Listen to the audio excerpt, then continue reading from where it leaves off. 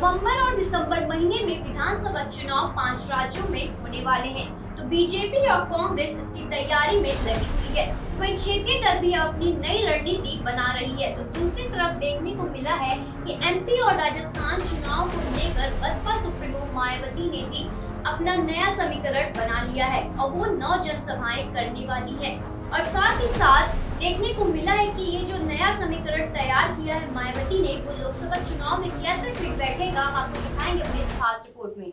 5 राज्यों के विधानसभा चुनाव में न सिर्फ कांग्रेस और भारतीय जनता पार्टी की प्रतिष्ठा दांव पर लगी है, बल्कि क्षेत्रीय दलों के लिए भी ये ऐसा मौका है जहां वो आगामी लोकसभा चुनाव से पहले अपनी मजबूत मौजूदगी का एहसास करा सकते हैं।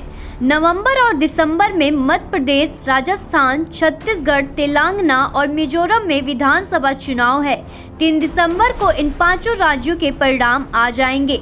इस बीच क्षेत्रीय दलों ने भी कमर कस ली है। इसी क्रम में बहुजन समाज पार्टी ने भी पूरी ताकत झोंक दी है। बसपा ने मध्य प्रदेश और राजस्थान में अपने प्रत्याशी उतारे हैं।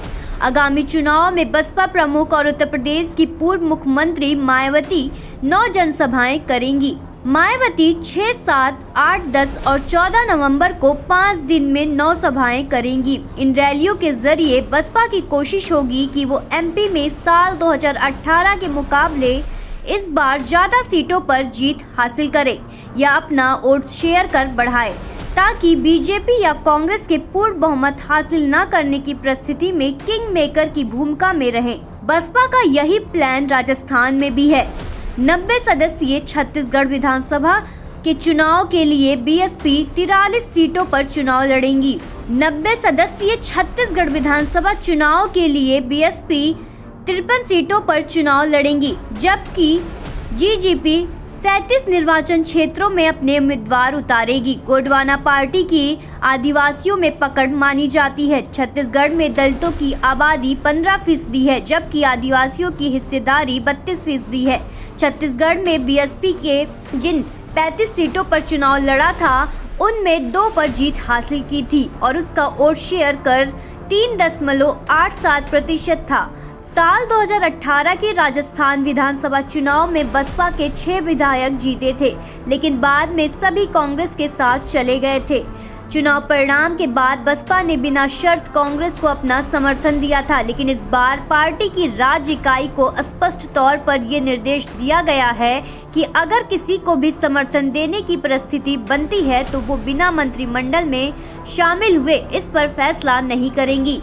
यूं तो बसपा फिलहाल इंडिया अलायंस का हिस्सा नहीं है, लेकिन राजनीति में किसी भी संभावना से इनकार नहीं किया जा सकता है। मायावती खुद ये स्पष्ट कर चुकी हैं कि वो किसी भी गठबंधन का हिस्सा नहीं होंगी।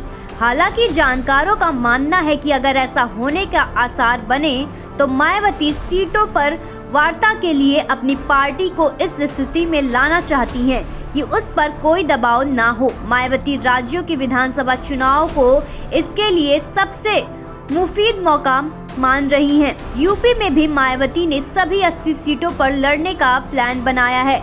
अब ये देखना दिलचस्प होगा कि आगामी लोकसभा चुनाव में मायावती की मौजूदा रणनीतियाँ कितना फिट बैठती है। खबरों से जुड़े रहने के लिए सब्सक्राइब करें हमारा चैनल इंडिया जंक्शन।